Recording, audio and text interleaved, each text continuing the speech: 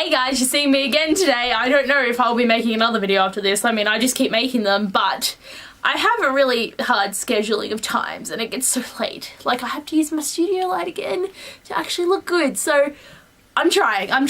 But the video I'm doing today is a book review of Fangirl by Rainbow Rowell because I just need to talk about this because it was so amazing! It's like one of my new favourite things because it's just, it speaks to me on so many levels and I just loved everything about it because it was so good. I'll tell you now, this review is going to be spoiler free because you don't want to know anything about this book. No, I'm kidding. Because you don't want to be spoiled for this book. You need to go in there feeling so happy about everything because it's just so great. Loved it. Loved. You know, another thing I really love too is like with my edition, it's a special fan art edition. So I got these really cool fan art. So if you, so I've got this one of like Kath writing and look, there's little birds inside it. And then I've got this one here where it's like emergency Kanye party and I'm just like, I love this.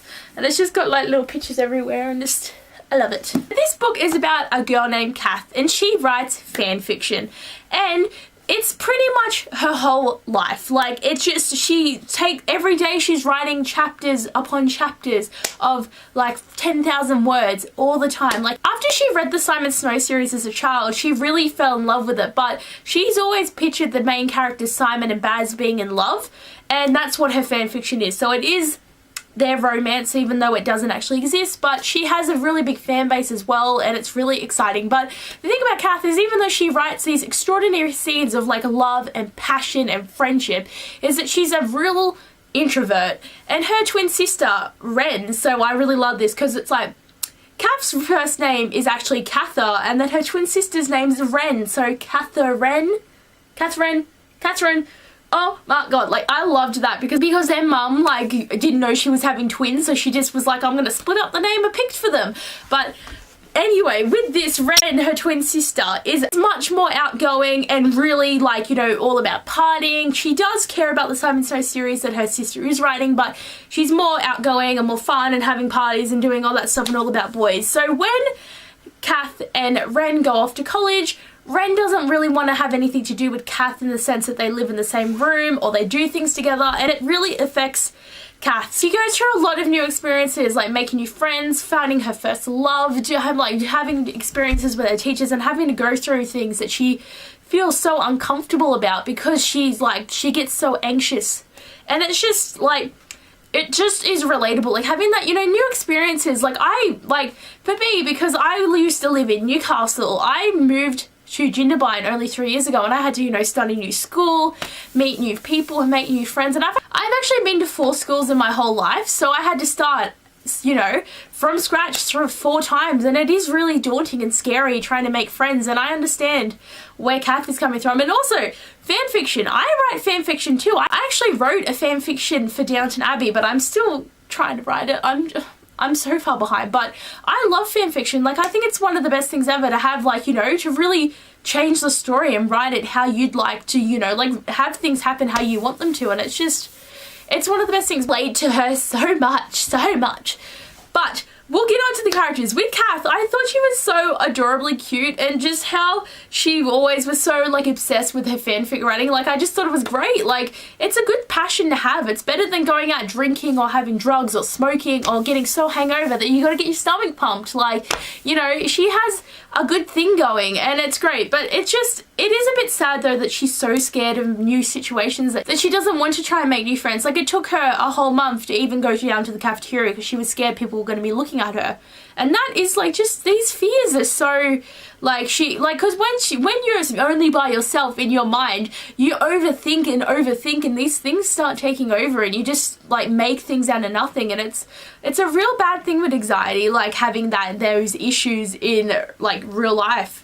And it's just like, I really like that she did grow in the book, like not as far as I would have liked, because it would have been a lot more, like I really would have liked her to have like had a bigger growth over the whole series, but she still did grow and she made new friends and it was good. Ren, on the other hand, actually annoyed me a bit because she was always trying to get her sister to, you know, go out to parties or go out to meet boys, and, you know, she should know, she's lived with Kath her whole life. She should know that she doesn't want to do this.